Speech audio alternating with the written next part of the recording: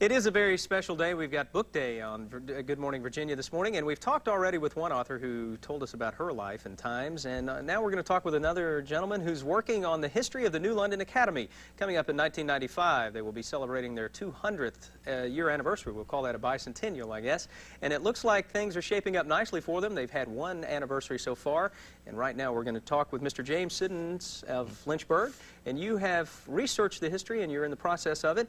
Before we get to that, though, you are already a published author. Tell us a little bit about some of your works, and then we'll jump right into the New London Academy work. Well, for close to 25 years, it's been musical works primarily, and I brought a few. This was published in Germany in 1979. It's a list of music libraries in Japan. I was a scholar in Japan in the early 70s when I gathered data for that. This magazine comes from Taiwan, and it's generally Asian culture, and I wrote an article on it about the orchestras of Asia and how they compare to those of Europe. And then most recently, though, we have done this history of the First United Methodist Church here in Lynchburg. The church was started in 1828. So, this was published recently? Yes, by Heritage Books, a publisher in Maryland that specializes in history, local history, genealogy, and those things. And we have quite a bit in here of photographs and so on, but the main feature for those interested in where they've come from is a long index, close to 5,000 names.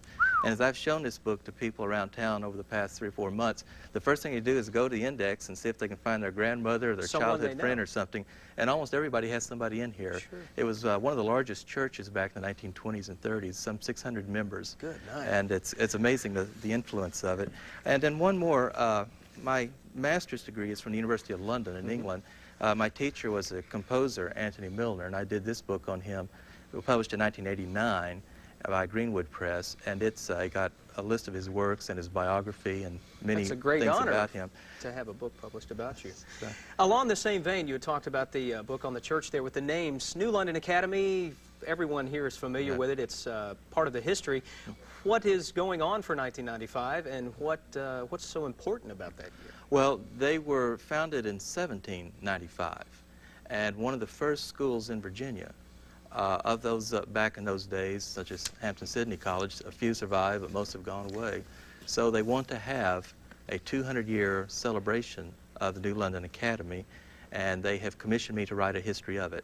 And I'm in great need of information because not many of the records have been kept, but there are many, many alumni and descendants of alumni.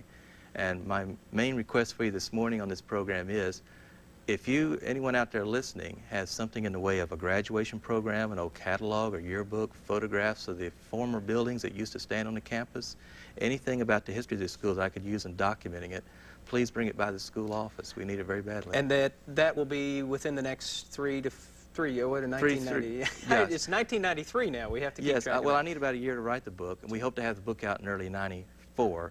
It's in fact a bicentennial year for them, 94, 95, and we want to have the book available throughout that time. Okay. So I'm really almost on a tight schedule to get a book together in a year. A year sounds like a long time, but writing a book is a very short time. Pleasure to see you this morning. Thanks for coming out, and good luck with the anniversary special at the New London Academy.